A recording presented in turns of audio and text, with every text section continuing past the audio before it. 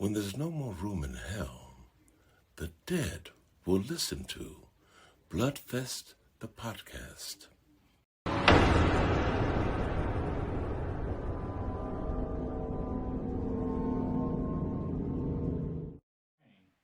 Hello, and welcome to Bloodfest, the podcast. I'm your host, Nate. Y'all know me, know what I do for a living. I'm joined tonight, as always, by my good friend Casey. Casey, how the hell's it going? Good, man. I'm excited to talk to Harley and Sean tonight, so let's do it. Outstanding. And I'm joined, as always, by my friend Josh, but something's a little different tonight. Instead of being 150 miles away, he's right here, making me very nervous. He keeps kissing my neck. I don't know why. Josh, how are you doing? I'm doing fine. I drove all the way here to be here. No, I don't know. And always the guy that stays off screen, because if you saw his face, you'd go mad with desire. There's our director, Joey. Joey, talk loud. I'm doing wonderful. I'm happy to have Sean on with us and happy to have Harley back on for a second time with us. We greatly appreciate it. Yeah, and as he gave away, for anyone who wasn't looking at the screen, our special guests tonight are the amazing Sean Whalen, who you know from things like Twister, The People Under the Stairs, honestly, about, 120 others? You just can't list them. And he's going to talk to us tonight about a couple of upcoming movies, one of them, Beneath Us All, and the other, the one that he's actually writing and directing himself, Crust. So how are you tonight, Sean? I'm doing well. I was just talking before the show of how exciting making movies are. You just have to be. I think the main thing I'm learning is that there's no room for reacting to things emotionally. You just have to take a breath and respond correctly. And it's literally testing. I started getting into stoicism this last year. Stuff like that, and the whole premise of stoicism is not like Mr. Spock, no emotion. It's literally just there's so many things that are out of your control. The only response is yours, and like 30% of people stink.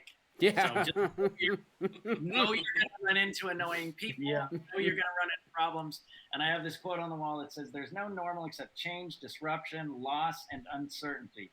That is life. Prepare for it and train for it." I like that. Who's that from? Do you know? It was on Daily Stoic. I really like DailyStoic.com. It's great. You can just get emails every day, and you just see these little things, and you're like, okay. But man, for movie making, good Lord, it's huge. That sounds like great advice. Honestly, for everything. Yeah, and it's not like I know people think, oh, well, now you're saying negatives, and they're like the manifestation thing, because I really believe in that too, positive, putting stuff out there. But it's not. It's preparing for not reacting emotionally. Yeah. And when I have on this project so far, it's never gone well. So I really learned quickly.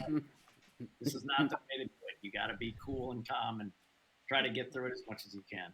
Outstanding. Well, joining us also tonight is a returning guest. In fact, I think the favorite guest we've ever had on. Welcome back, Harley Wallen. How are you doing tonight, Harley?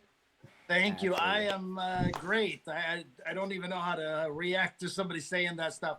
I'm not good with compliments. We can talk about Sean all day. I'll be good with that.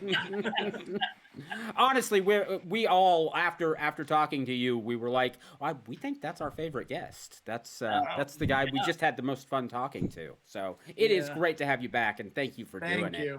Thank you. To jump in on Sean's thing, if you think about the microcosmos of life, and you squeeze that into a production schedule.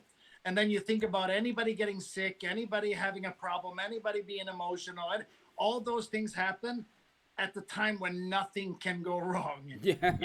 And things will, and you will have to adapt. And that's filmmaking, and it is incredibly awesome and the most stressful experience at the same time. And I can't explain it any other way. So okay, and this is something I think Sean will find interesting when I ask Harley. So is it the hardest for your first film, or do they get harder? Oh yeah, I understand now when people say that like you're just going to get new worries, and the bigger the budget, the bigger the worries. So you're never free from it, because you're always trying to outdid what you did last time, or outdo what you did last time with that amount of money, or you know. So yeah, so it's always going to be one thing that's nice is that you will eventually have a core group around you that you can lean on, because they will do their part, and that's the one thing that I think helps a lot, so that I know if we break, it's not in this small circle of people that are generally pretty awesome. Yeah. Okay.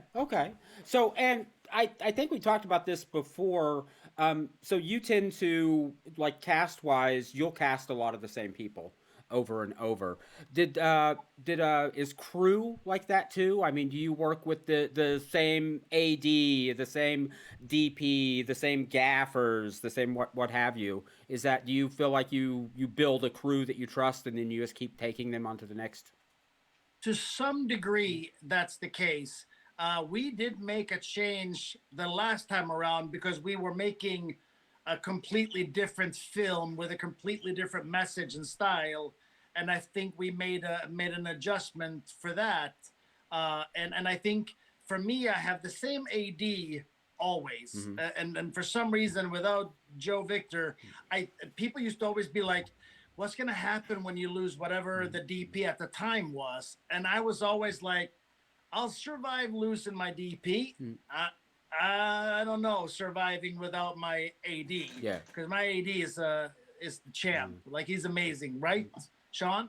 100%. Joe is amazing. Great guy. And that's you need those key people. But I am pretty. I usually use somebody for an extended period of time, usually until I can't afford them anymore. Oh, okay. That's kind of my circle. I like that. Okay, so because they start getting hired by bigger productions, and so their ask goes up. Okay, that makes sense. So we brought you guys here tonight, and we wanted you both here because we want to talk about an upcoming project you are both have made together. It's called Beneath Us All, and it's a vampire movie, right? Yeah. Okay. So, Sean, what do you play? What's your character in this? I have already heard that it's a pretty big performance. It's a pretty interesting character. So, he's a foster father that is not doing it for the benefit of the children whatsoever. He's doing it as a stopgap in his gambling problem, and it's literally like a Band-Aid on a bullet hole.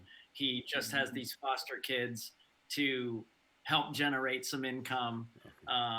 He knows that they didn't have kids, and so his wife gets to have a little bit of that going on, but he knows, just it's coming. The one good hand is coming, and then he wouldn't have to deal with crap anymore.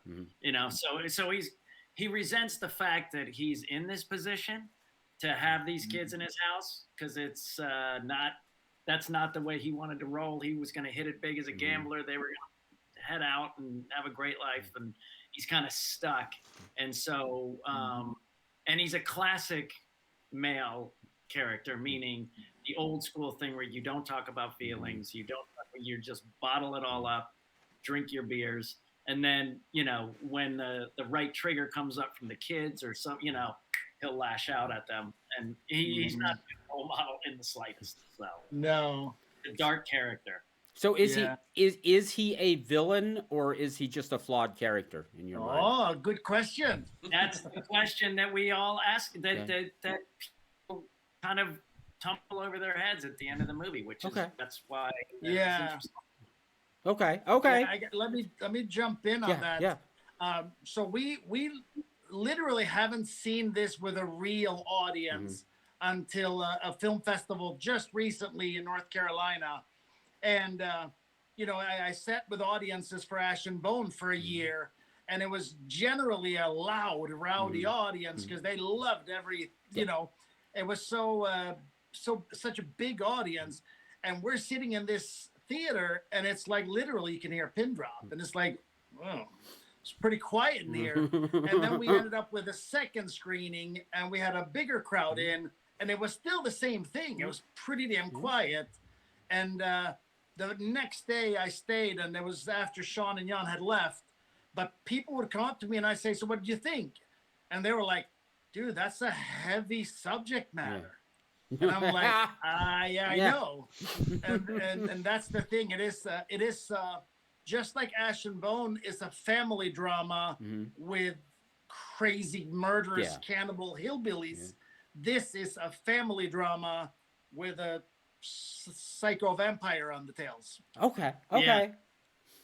Basically, the vampire, I mean, the cracks are already there, but the vampire exposes those cracks even and more. accelerates them. Okay. Okay, that's fascinating. So, Harley, did you write this one? No. Okay. Same writer as Ash and Bone. Okay. Brett Miller wrote it. Oh. So I used to write a lot of my own stuff until I realized that I am much better at so to speak, writing through a writer. Okay. So me and Brett communicate incredibly well. So I will kind of tell him what I want. And then we work on refining a story. We work on digging out a couple of characters that are really clearly defined, and then we build around it. So that's kind of how we do these stories. And we always want to start somewhere really real and anchored. So when we look at Ash and Bone, it's that whole family dilemma. And how many times does that happen in our country where the husband and wife break apart, or someone dies or something, and a new step parent, and you have all that family dynamics. And then you look at I just saw numbers on this, but in Michigan right now, where I'm at, we have 8,000 foster cares in need of homes. So this is happening everywhere. So that's the thing that I like, because it's fascinating in and of by itself. And now you add a Viking vampire from 1,000 years ago deciding to show up on your doorstep. I like that because it just accelerates everything. All those cracks that Sean was talking about, it just very blaringly. It's also, the last couple of movies that I've done with Harley, it's kind of been an exposition on flawed systems. And it also shows, well, they're not the greatest parents in the world, and no, they're not doing it for the right reasons, but would we rather have them in the foster system or have them in this home? And the system is trying to weigh out those decisions. And so that's also kind of explored too. And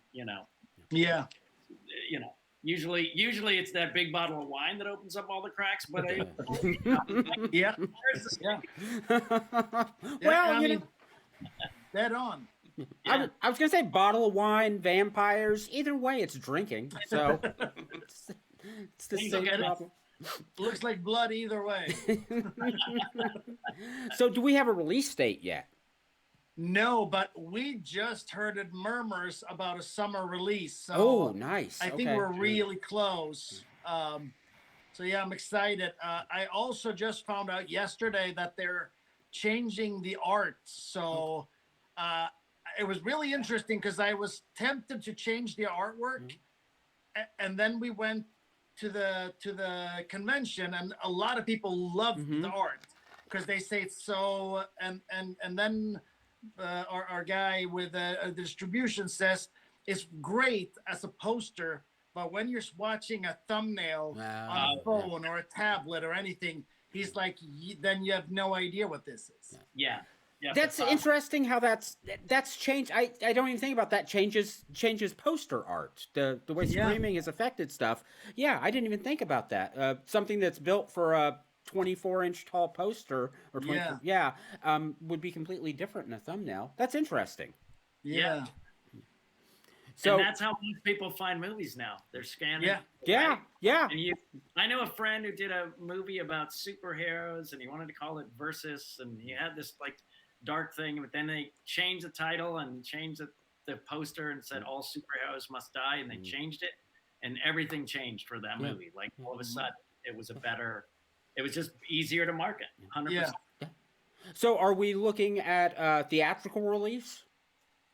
Again, these are things we unfortunately don't know yet. Okay. I'm just hoping for a theatrical. So yeah, we have a theatrical option like we had with Ash and Bone, But if it doesn't quite make sense, then because the cost is pretty hefty with it, so that's kind of the dilemma. We are still kicking around doing a limited, even if they don't with the distributor, because I think this film is the kind of film that would be really enjoyed in a movie theater, because it feels like that kind of movie.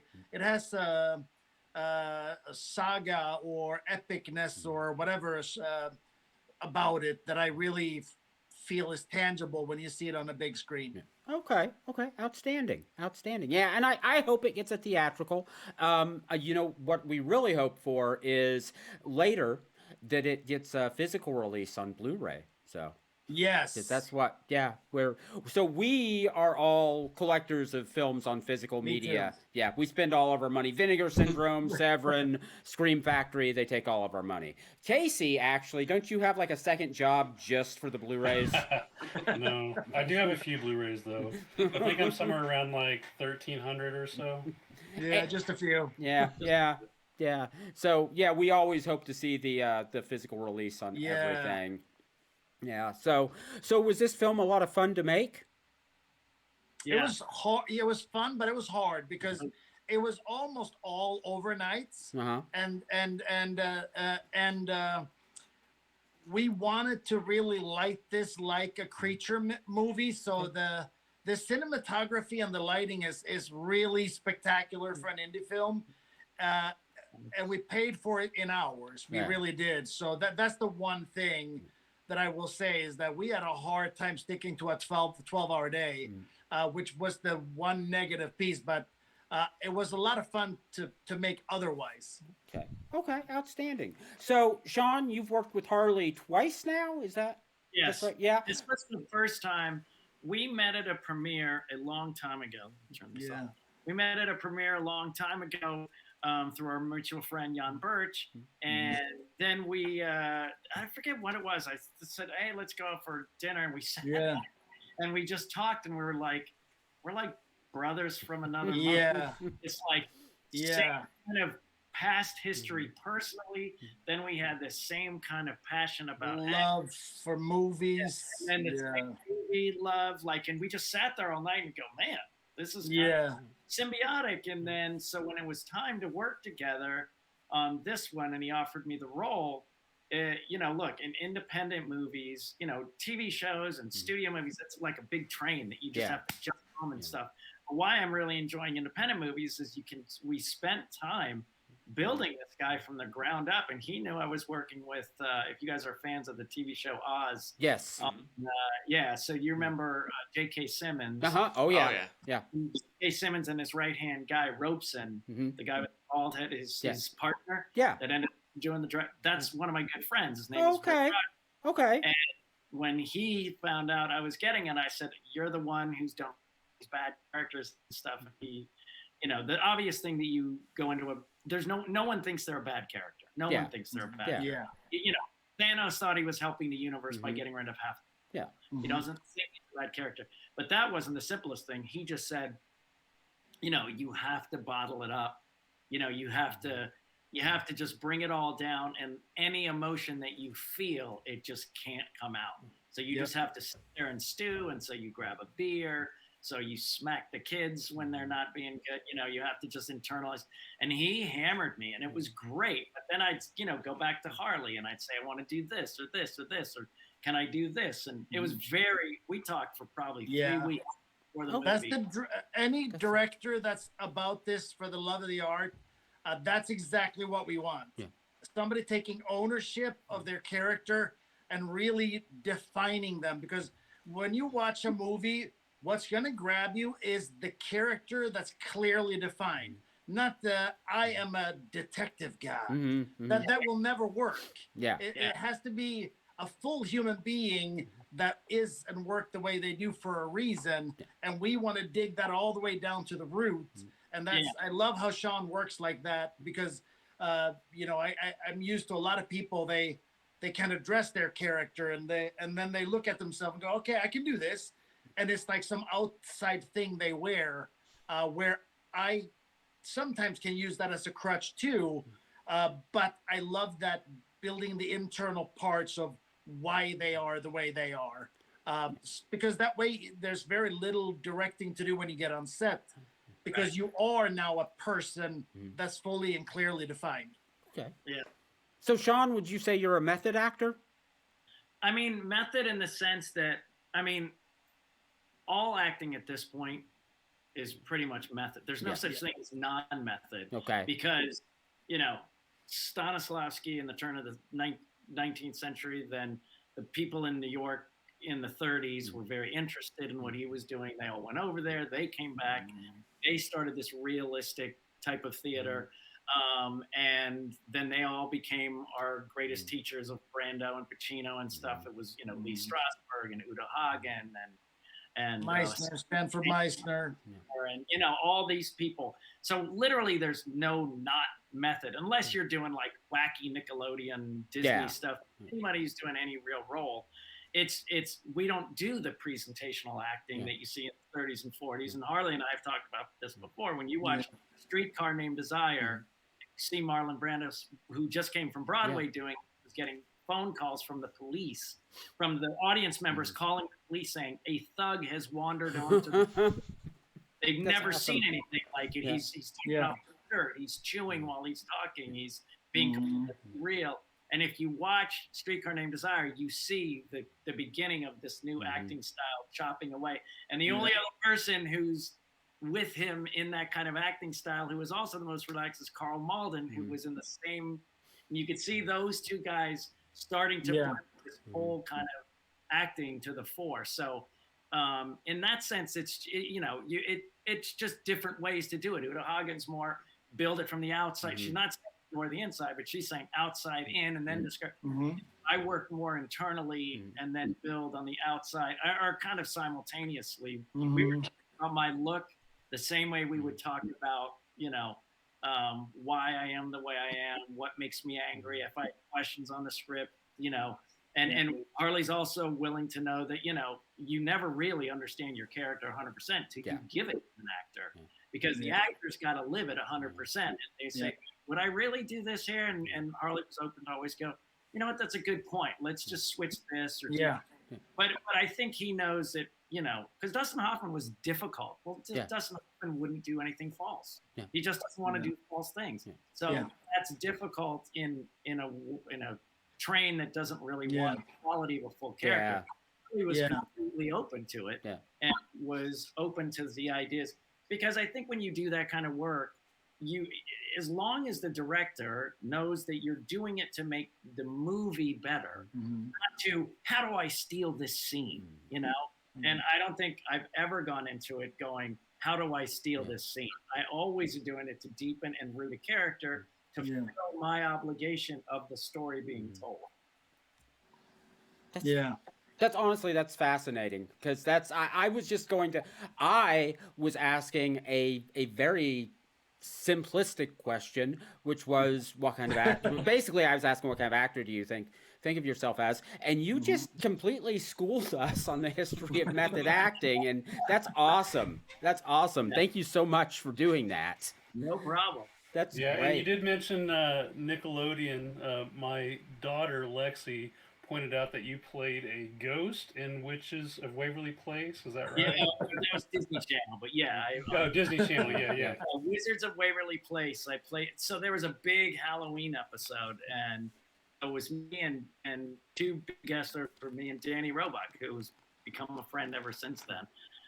And we were the big guest stars on their big Halloween episode, because obviously they're wizards and things like that. So I got to play a really comical ghost. So it was really fun. So do you she loved that. I was gonna say, do you enjoy doing those kinds of things that are obviously less serious than most of your work? Is that fun? Because you kind of. I think I love it all. Like it was a friend of mine, Scott Gimple, who ended up being the show. We all worked at Disney writing together, and Scott Gimple ended up being the showrunner for years of Walking Dead. And I remember him just going, "Man, you've got the best gig, because you can do it all. You can do it all. There's nothing you can't do. You can do the Disney Channel shows. You can do the serious shows. You can do the comedy. You can do. Now, the only thing I really haven't done is like a hardcore Western.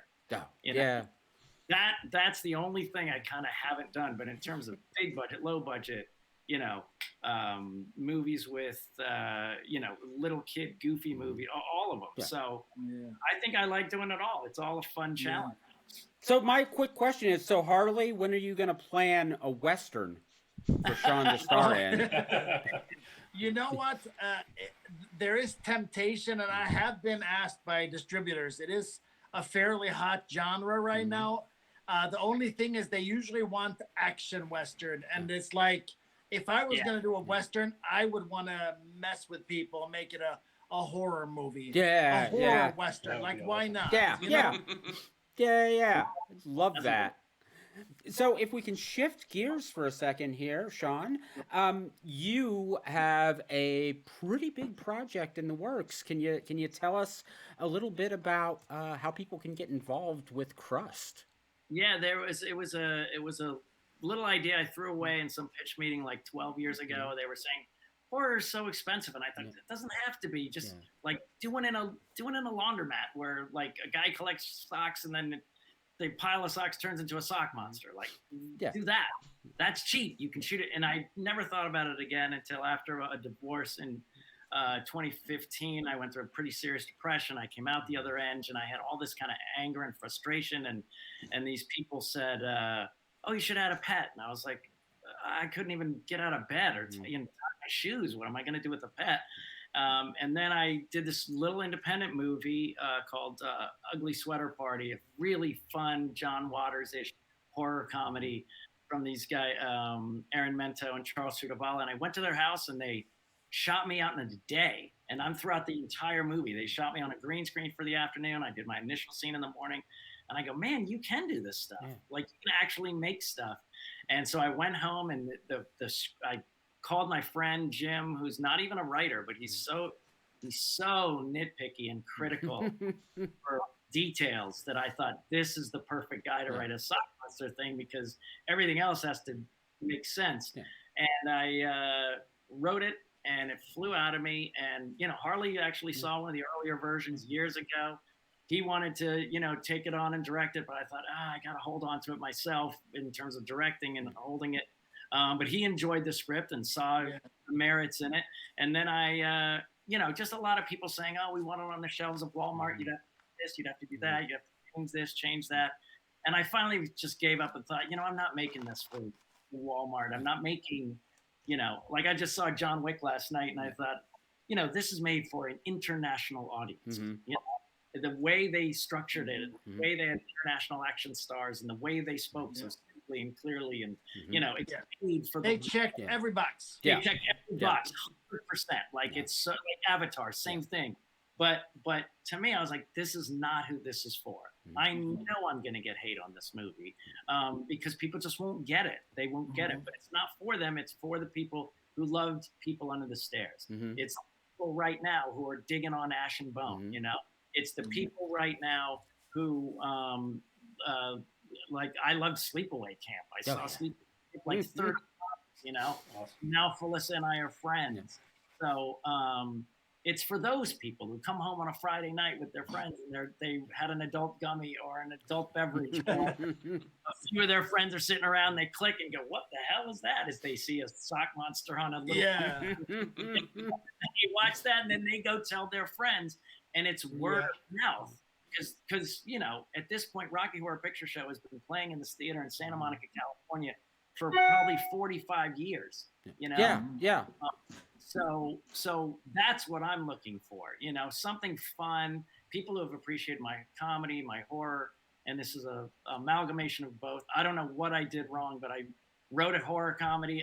Comedy's my favorite genre, and I put myself straight, man. Everyone else is funny around. Like, it was the other night, I was laying in bed, and I go, I'm finally doing a comedy, and I go, no, I'm the straight guy. That's awesome. But it's on Indiegogo.com. We did finish our official run, but they put us into a category called trending. And I guess trending means that you can still contribute. So it is motion picture history. It's the first time I've had a lead and directed. It's the first time Felissa Rose and I have ever, we're just two normal people. We're not crazy horror people. With Rebecca Kennedy, who's has done very creepy stuff in the Witches, Two Witches, and we're love interests. And it's the first time that Alan Ruck and I have ever acted together since '96 Twister. Yeah. So, Okay. Yeah.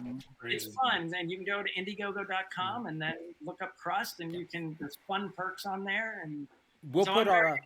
about it. And the fan, I just met with the fan club today, who they're starting a fan club, and That's awesome. movies That- come out yet, That's so. awesome. So we'll put the Indiegogo link in our show notes and on our website, obviously. And for anybody out there, go look at it. There are amazing perks you can get. You can get a credit in the movie. So think about scraping up some money and see if you can get yourself credited in what's going to be an awesome $25. movie. Yeah. So That's a night at Olive Garden.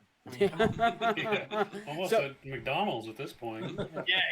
So I think Yeah, not far off. I think our director has a question. Joey? Well, actually, Sean actually had mentioned it, that this is going to be the first time since Twister getting to work with Alan Ruck again. So, Yeah. how you guys were just absolutely incredible in Twister. That was one of my favorite movies, and you and him just worked so well. How excited are you to be working with Alan again after all these Well, years? it was great because it's one of those things that, I say, hey, would you like to be part of my directorial debut? And he goes, sure. This was last summer, And then he's like, oh, I got to go and shoot, I'm shooting Succession, blah, blah, blah, blah, blah. So let's get together for the holidays. They all get, sick. He's got kids and they get sick from school. So that was crazy. Then he's off to shoot the rest of it. And so I asked him sometime over the Christmas break, are you still on tour? He goes, yeah, I'll do it. And then when he got home, I said, hey, man, can I call you? And he'd been home for like a week since he got back. And I said, are you into it? And he goes, yeah. I'll call my people. Just tell them I'll do it. I know you want to put an article on Deadline. And I go, hold on. Please tell your people that you're doing it, at least, because I've had that before where you put some in Deadline. My agents are, what? We and Harley had that. Yeah. Because we were all excited and they did it, but it was fine. It totally worked out fine. But I said, tell him. And then I just checked in with him the other day and I said, hey, have you finished? He goes, not yet. But he hasn't even finished. But he's so down to do it. He already read his character. He always sent me amazing notes on the way he wants to look and dress. I'm so excited. But I mean, he's just a great guy, and he's just a huge talent. We did a table read like 5 years ago, and he was playing this, southern, like small town mayor that was really corrupt or whatever. And it was a table read. We didn't even know what we were doing. And he's got great instincts. So it's gonna be a blast. I think people are gonna love it. That's Really. outstanding. That's outstanding. So Josh, I know you had some questions you wanted to ask. Yeah. And then I forgot them. Harley knows I don't prepare for these, and I just cannot figure out what I'm doing. Okay, then. Casey, it's your turn. Yeah, Harley, I was just looking through your credits and the stuff you've got upcoming and in the works, and you've got a lot going on, it seems like. So, like, how the heck do you juggle all that? And do you have any free time? The sad thing is, to be completely honest with you, everything in my life is scheduled. If you cold call me, 95% chance of getting voicemail. That's the sad reality. And what I had to do was like reserve, especially like family time and stuff. Yeah, I have to block that in as a do not disturb time because of how much is always going on. So no, not a lot. And I don't know if you, because you're saying that, you didn't see that there's a sequel coming, did you? No, I did not. Yeah, there's an Ash and Bones sequel being made this June. Yep, I've known that was coming, and I am pretty damn excited.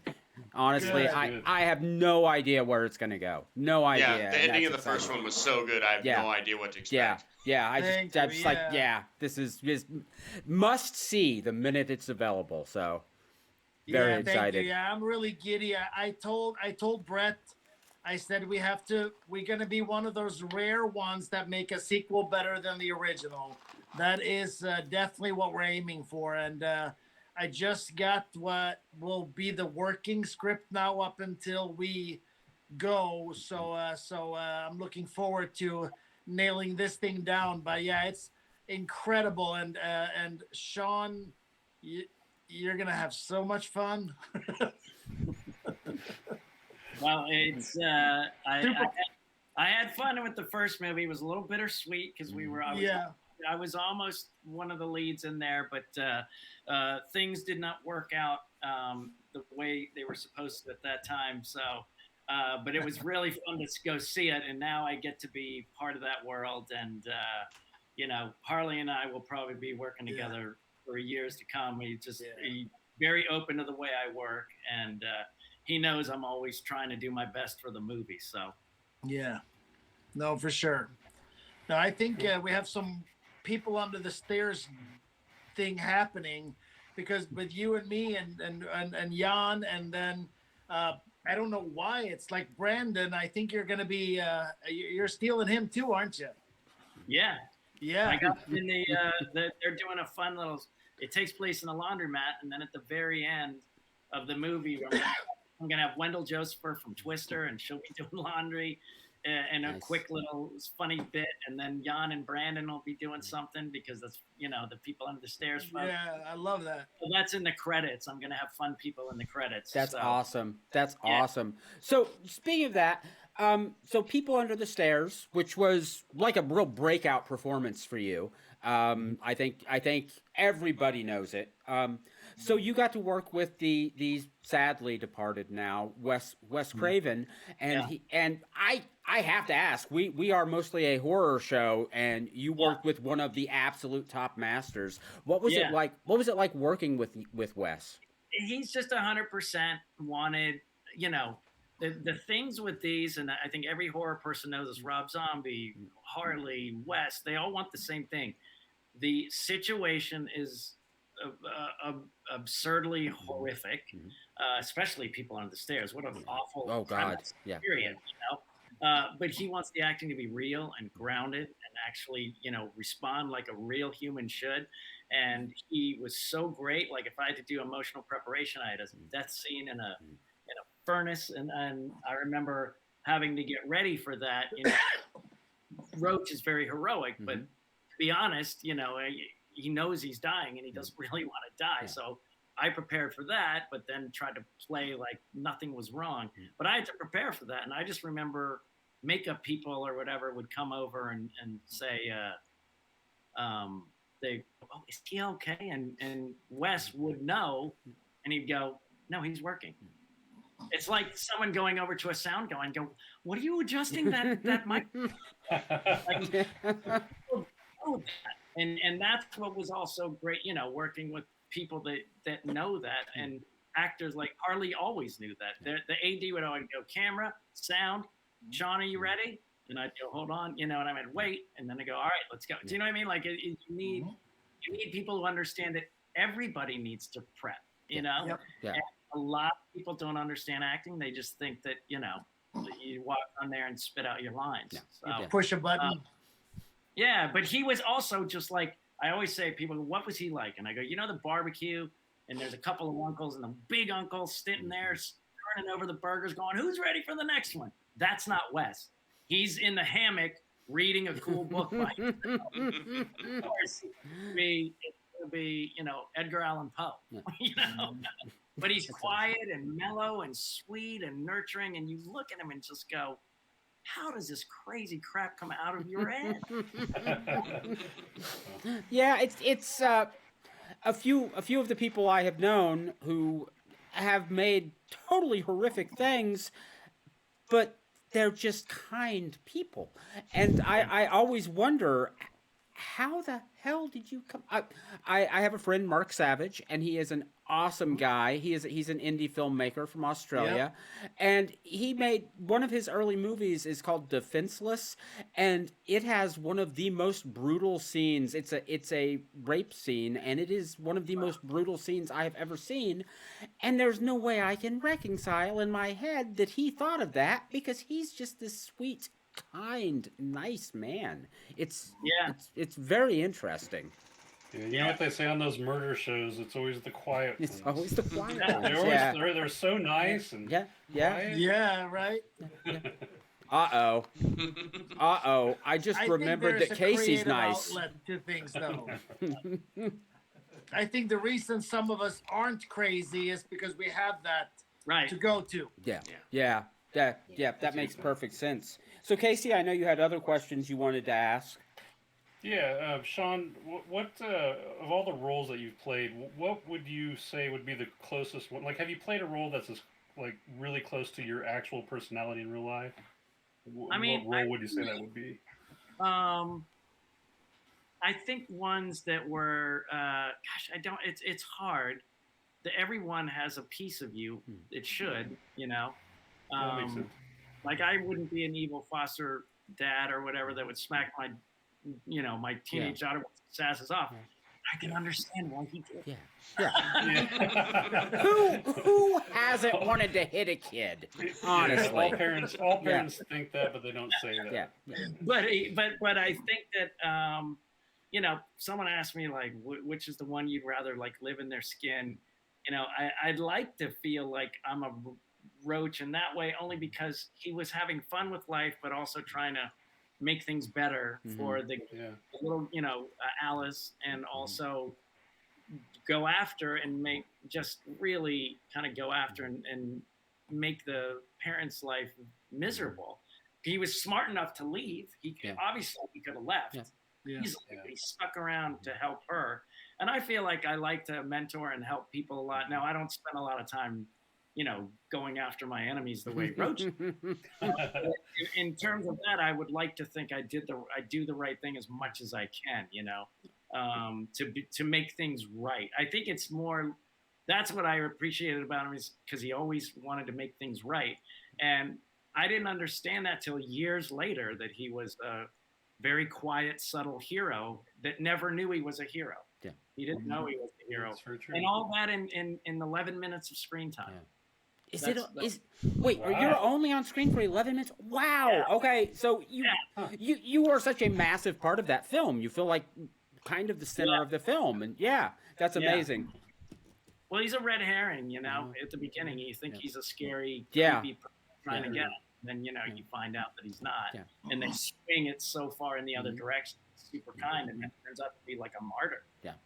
In all those 11 minutes, which is kind of crazy. But no, I think I don't know. Every part has an axis, but if I was, feeling like you're a good guy, I would say Roach. There's other days that no, I'm not good enough to be Roach right now. But we all have.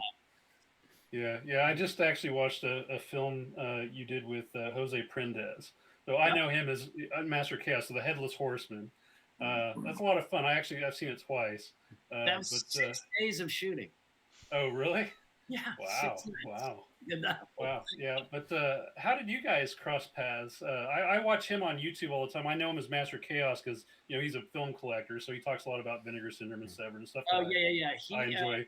He and I met years ago on Brothers. I was in the movie Brothers with him. Brothers, yeah.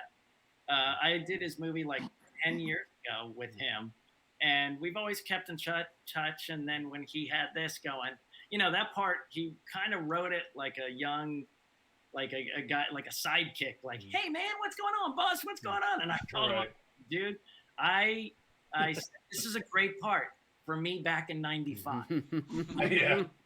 Old ass man that doesn't. I'm not gonna go, "Hey boss,"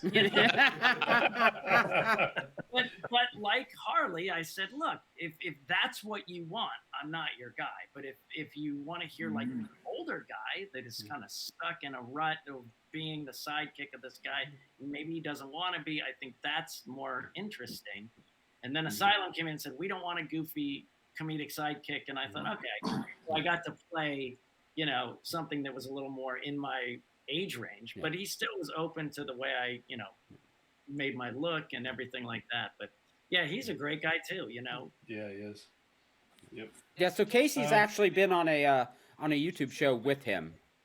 Oh, Yeah, cool. yeah, it was. He does this bottom of the barrel thing with some other people, and so they watch movies and discuss them. So yeah, I was on there one time because I comment on his lives all the time, and he's like, "Hey, you want to hop on and chat with us?" So yeah, that was a lot of fun.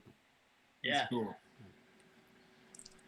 And then yeah, let's see. Did I have any other questions for Harley? Yeah, Harley. You've got the Painted Creek Productions that you and your wife put together. Yeah. And I'm just wondering, like, what advice would you have for anybody trying to start out their own film production company? Well, couple of things that I would say right out of the gate. First things first, resist the urge to name your company after yourself. Oh. And the reason for that is because you're not the only person with a name. And if somebody else has a scandal and they happen to have a name like yours, like, I don't know if anybody watches, but when you see Weinstein pictures on the screen, do you just go, ugh? Yep. Cringe. Yep. Yep. So avoid doing that, because there are probably good Weinstein. I don't know, Yeah. maybe they're not, but I'm assuming there are, right? And they now have to sit there and see that name stained, where if they were, Joe Schmo Films, it wouldn't hit them the same way. So I think that's something that I think most people don't think about. And do a short first. Yes. Yes. Absolutely do a short first. And I think you should do shorts till you kind of figure out what you want to do and find a couple of key people, because that's create that community first, so that because things are going to happen and you're going to lose people. And if you have, like I said originally, that small circle that you can lean on, you will figure the rest out. So those short films build that. So absolutely, definitely the way to do it. And the other thing is, I would say you have to do it because you love it, because this is not like I left the corporate world to do this, and I made way more money and had a much more cushy schedule. So it makes no logical sense what I'm doing, but when you're looking at what I get out of it in my soul, it's 1,000 times worth it every time. So if you do it for the right reasons, I think you will have success and you will be happy. But if you do it because you're hoping for, whether it's fame or money, all those things are so not in your control. So will you be happy making this film even if nobody likes it? If you say yes, then make the film. Well, Aaron Sorkin said, and look, they say this for everything. It's for stand-up comics. Every stand-up comic I've heard said you need to bomb for 5 years. You need to just keep getting up there and bomb. Aaron Sorkin said at least 3 to 4 plays that you write, produce, and put up, and they will be crap. And you will learn everything in terms of all the different aspects. And he goes, you just have to keep doing it, and you can't get discouraged. And so and the only thing I can say to piggyback, and not to like take over the question, but you can't, there's no one who says, get on that bike and join that marathon from San Francisco to LA. No one's, you have to fall off. You have to learn. You have to learn things as you go. But that's why if you're interested in it, start now. Get your iPhone, grab some friends, and try to make something, and then see what happens, and then build on that. You got YouTube, TikTok, all these different places to create. And when we were coming up in this business, to make just a 10-minute short, $40,000 just to start for the pieces of film, just for the film, and nothing else. And just so it's an opportunity to be able to create what you want, and there's literally no excuse. On your phone. Oh yeah, well, films have been theatrically released that were shot on iPhones. Soderbergh did one. There's a great movie called Tangerine that was shot on like 2 iPhones. What? Yes.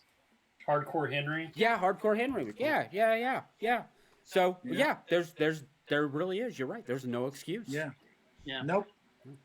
But do it for the right reasons, because when this hits you and pummels you over, like I remember we made our very first feature, Moving Parts, and we went from being this cute story that was kind of finally made our first film, and then the film was good enough to get haters, and they go on and they trash you, and they call you names, and they're awful to you, and if you don't love it with everything in your soul, it's gonna kill you. Yeah. So that's why I say it's really important to do it for the right reasons, because you're gonna get kicked. Yeah. And you just got to be ready for it. I can't wait for my haters. The internet has made it completely horrible. I mean, every movie that comes out, I see Twitter threads of people just talking about, I hate it, and the filmmakers should be murdered. It's like, it's a film, dude. If you go to Letterboxd. Yeah. It seems like horror films too have like, I don't know, it's like the haters are worse for horror films. Yeah. But they're also the greatest Yeah. lovers. Yeah. Yes. They're also the greatest lovers. Yeah. So you got to give them that too, because they show up. Like when we went to that what was it called in North Carolina? Mad Monster Fest. Dude, that was incredible. And the amount of people and the love and the love for the movies, the fans are also incredible. It's the Babe Ruth, right? You're gonna strike out the most, but when you're gonna get more home runs, you're not gonna get base hits. You're gonna get your haters, but the home runs are gonna be. These people are so loyal. They just want to be part of the community, and it's a great community. But look, it is like the Star Wars community, Oh, that's so toxic. There's a lot of great, wonderful people. I'm a Star Wars nerd. But also there is so much toxicity in the Star Wars fandom. But it's also like, I can't bring you back to 1977 when you were 10. Yeah. No one Yeah. can. No one can. Yeah. You're watching this as a middle-aged or older person. It's never going to be like when you were a kid. Yeah. It won't. It's just like I saw Rob Zombie in The Monsters, same thing. But Danny Roebuck is like, wow, the internet hates this movie. And meanwhile, I'm going to conventions, and families with kids are coming up going, I loved it. It was super fun. They want to watch it on repeat over and over. So who am I going to listen to? The 60-year-old tatted guy that's going, or the little kid who goes, I want to watch this every Halloween.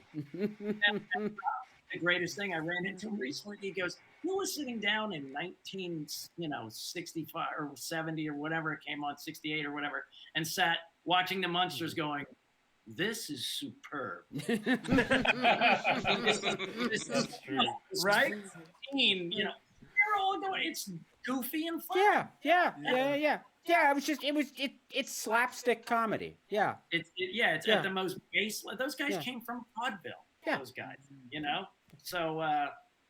but it is really true. So you go, that's why I've gone into this thing going, someone goes, you're shooting in black and white. I'm out. And I go, great.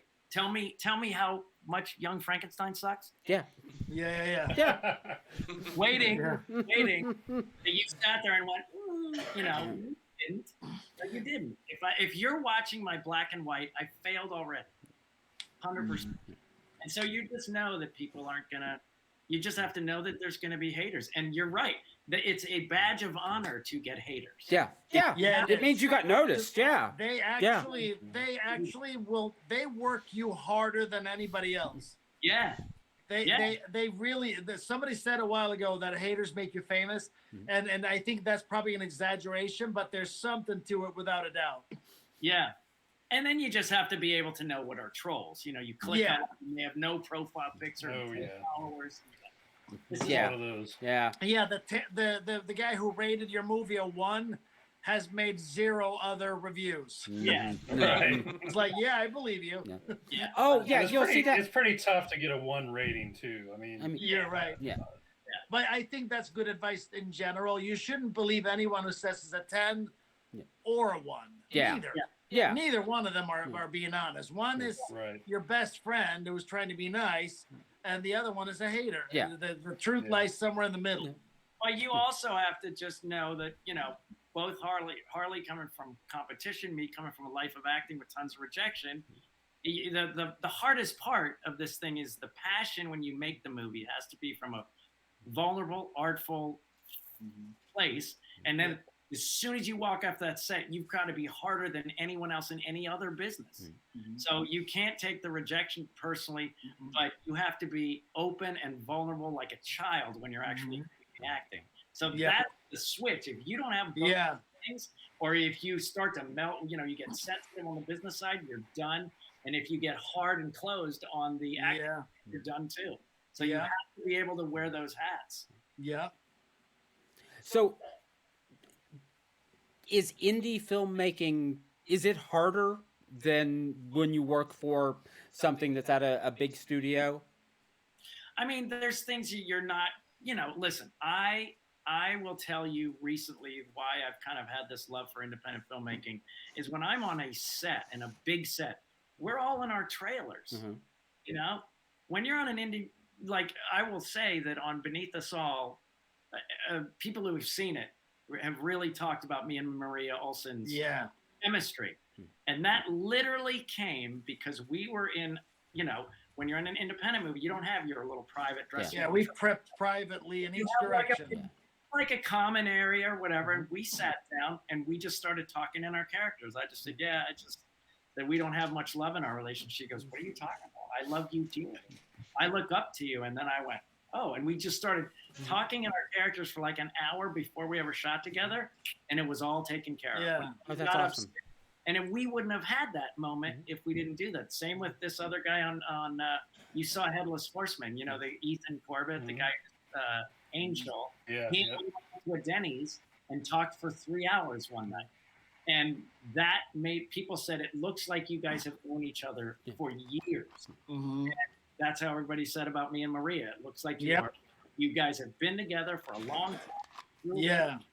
But that's because it's, you're all sitting around together and able to do that. Where on a feature, you don't really get to do that. But that's what was cool about Twister is Helen and Bill were gone all the time. Yeah. They're the only ones with big trailers. So they said, you guys can hang in our trailers. Because we're not here all day. So we'd sit in their trailers and watch movies together and play cards and stuff like that. And that's how we bonded, and that's what the chemistry of Twister came from. Oh, that honestly, so that is for me what works about Twister. I honestly forget sometimes what was the story. They're chasing tornadoes, but because all of that's okay. But what works about that movie is this group of people, and they feel like they're old friends, and like you're just getting to watch old friends bullshit and joke around, and that's really why that's such a great movie. Yeah, and that's surprising because I never thought of it that way until I got on TikTok and people started talking about us and our line. Like people would go like, "Don't fold the maps," and I'm like, "What? I don't even know." Because that was thrown at us 5 minutes before we shot it, someday back in summer of '95, and I've never thought of it since. Yeah, and I didn't even think about what they were talking about. But independent in that way is very communal. On my last movie, I met and hung out with Shantae Delon, who's just superb in Finding Nicole. And we had this amazing chemistry. And because of that, she's in my movie. She's in Crust. That's what I like about it. It's a community. It's really a community thing. Yeah, it is. That's awesome. Casey, do you have another question? No, I don't think so. Okay, all right. Okay, so Josh is going to ask a question now. Josh, ask a question. He ate a very large edible before we started. So. Wait a minute. It takes about an hour to kick in, so I call bullshit. Oh, no, before we started setting up. Oh, there you go. Yeah. I'll give him that. Yeah, no, I got nothing. Why do we have you here? I don't know. I don't know either. He's the good-looking one. Oh yeah, that's right. That's right. Get there. Oh, okay. Okay. Well, gentlemen, it has been an absolute pleasure to have you on tonight. I honestly feel like I learned quite a bit about filmmaking, so that is awesome too. So, I'm going to go ahead and ask. So Harley is just really nice. Last time we had him on, we're like, oh man, you're awesome. Would you come on again? He's like, yeah, I'll come on again. And when we hit him up for this, he was like, yeah, I'll come on again. So, hey, Sean, will you be that awesome? Will you come on with us again sometime? Absolutely. Maybe after Crust is out, you can come on. Joey needs to have a question. Yeah. Yeah, he does. Yeah. No, absolutely. Look, if things go the way Harley and I have talked about, I'm gonna be out in Michigan every June. I'm gonna be I'm gonna be out in Michigan every June, probably for the next. That's what it seems like, right? Yeah. The last 3 Junes, I've been out. In somewhere. Let's keep it going. Well, Michigan's a good place to be when you start getting into the summer. Stays a little cooler. June is nice. Yeah, June is really nice. Yeah, it was. It was really nice. So so we'll be doing stuff. All right, outstanding. Well, thank you so much again, guys. Thanks for being on. If you want to hang out for a couple of minutes, when the show ends, we usually chat for a few minutes and we record that too, just as a little after show thing. So, everybody, this has been Bloodfest, the podcast. Be sure to follow us on YouTube, follow us on the Facebook, the Twitter. It's all up on the screen there. I think we're out on stone tablets as well now too. So I might have had one of those edibles. I'm not sure. Anyway, catchphrase.